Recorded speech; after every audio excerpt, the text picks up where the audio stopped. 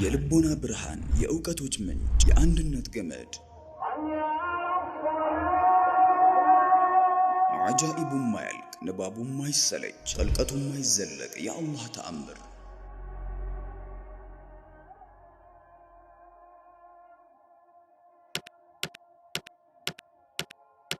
القرآن الكريم ዓለም በሁለንተናዊ ጽልመት በተዋጠችበት የጨለማ ጊዜ ብርሃን ይሆን ዘንድ ከአላህ Subhanahu Wa Ta'ala በታላቁ መልአክ ጅብሪል አለይሂ ሰላም አማካኝነት ወደ ታላቁ መልእክተኛ ሙሐመድ ሰለላሁ ዐለይሂ ወሰለም የወረደ ክቡር የአላህ ንግግር ነው። ቁርአን ዓለምን ከጨለማ ወደ ብርሃን አውጥቷል። የተቀበሉት ልቦናዎች ከጥመት ገደል ወደ ቀናቻ ጎዳና መርቷል። የህይወት መመሪያቸው አድርገው የሰሩበትን ትውልዶች ከበታችነትና ኋላ ቀርነት አስፈንጥሮ የስልጣኔና የበላይነት ማማ ላይ አኑሯቸዋል። والصحيح من المدرج والأسد من القرد አሁን ይሄው በእጃችን ላይ ያለው ቁርአን ሳይበረዝ ሳይደለዝ ንጹህነቱን ጠብቆ እጃችን ላይ ደረሰው የአላህ ቃል ዛሬም እንደ ትላንቱ የኛን ማንነት መለወጥ ይችላል። ዛሬም እንደ ትላንቱ መመሪያችን ሆኖ እኛን ከፊት ያሰልፈናል። ግና የቁርአን እውነተኛ ተጽዕኖ እኛ ላይ ያርፍ ዘንድ በእኛና በቁርአን መካከል ያለው ትስስር ለዚህ ብቁ ያደርገናል ወይ የሚለው አይቀሬ ጥያቄ ነው። ለጥያቄው አዎንታዊ ምላሽን ለመስጠት በርካታ ስራዎችን መስራት እንደሚጠበቅብን ከብዙዎቻችን አይሰወርም። ከስራዎቹ መካከል ግንባር ቀደሙ ቁርአንን መማርና ማስተማር ነው። በዚህ ረገድ የበኩላቸውን ኃላፊነት እየተወጡ ካሉ ማዕከላት መካከል አንዱ መርከዝ አቡ ሙሳ አልአሽዓሪ ነው።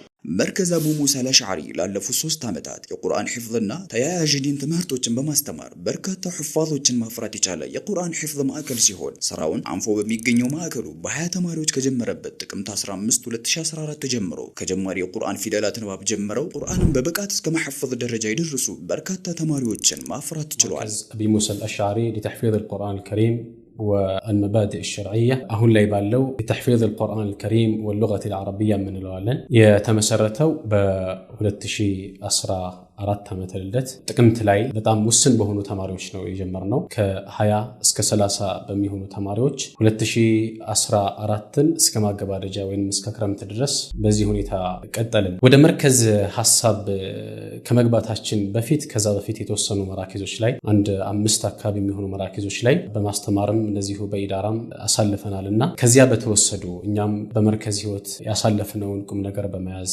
በመማርም በማስተማርም ሂደት ላይ ይወሰድናል ቁም ነገሮች ወደ ተግባር በማምጣት ማዕከሉን ማቋቋም ይቻላል። ማዕከሉ ከቁርአን ንባብና ሒፍዝ ትምህርት ጎን ለጎን የተለያዩ መሰረታዊ የሸሪዓ ዕውቀት ዘርፎችን የሚያስተምር ሲሆን ተማሪዎች የዐቂዳ፣ የፊቅህ፣ የሐዲስ፣ የሱሉክና የተጅዊድ አጫጭር ኪታቦችን እንዲማሩ ብሎም እንዲሐፍዙ ይደረጋል።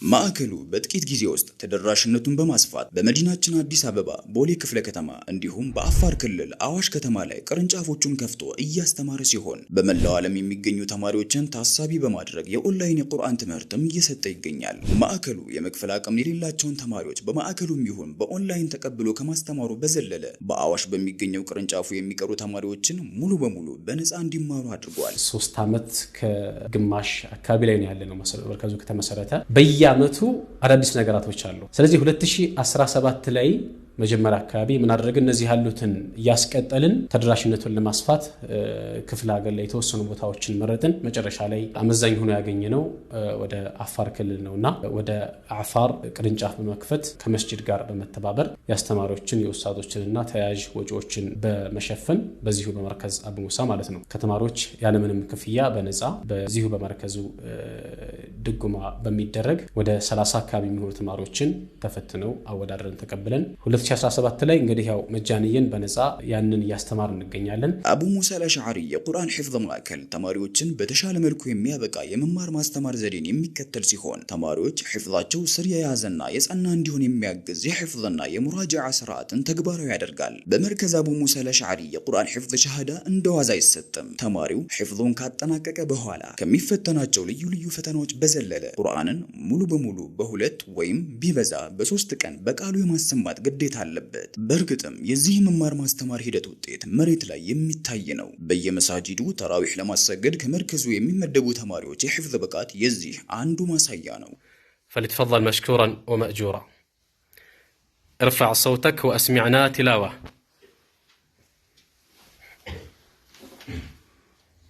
أعوذ بالله من الشيطان الرجيم.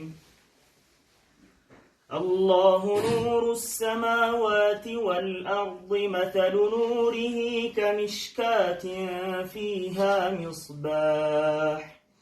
المصباح في زجاجة. الزجاجة كأنها كوكب دري يوقد من شجرة مباركة زيتونة لا شرقية ولا غربية. ولقد كرمنا بني آدم وحملناهم في البر والبحر ورزقناهم من الطيبات وفضلناهم على كثير ممن خلقنا تفضيلا. ከዚህ በተጨማሪ በልዩ ሁኔታ ከማዕከሉ ሒፍዛቸውን የሚያጠናቅቁ ተማሪዎችን በማዕከሉ በአስተማሪነት እንዲቀጥሉ በማድረግ የቁርአን አስተማሪዎችን በማፍራቱ ረገድ ማዕከሉ የበኩሉን አስተዋጽኦ እያበረከተ ይገኛል። ማዕከሉ በአሁኑ ሰዓት በኦንላይን የሚያስተምራቸውን ተማሪዎች ጨምሮ በድምሩ ወደ 400 የሚጠጉ ተማሪዎችን በውስጡ ይዟል። ሆኖም በቦታ ጥበትና አለመመቻቸት የሚመለሱ ተማሪዎች ጥቂት አይደሉም። በዚህ ሂደታችን ላይ አንዱ ትልቁ ተግዳሮታችን የቦታ ጥበት ነው። እንደሚታወቀው የምናስተምርበት ቤት መኖሪያ ቤት እንደመሆኑ ከጎረቤት ጋር በተያያዘ የሚገጥሙ ነገራቶች ይኖራሉ።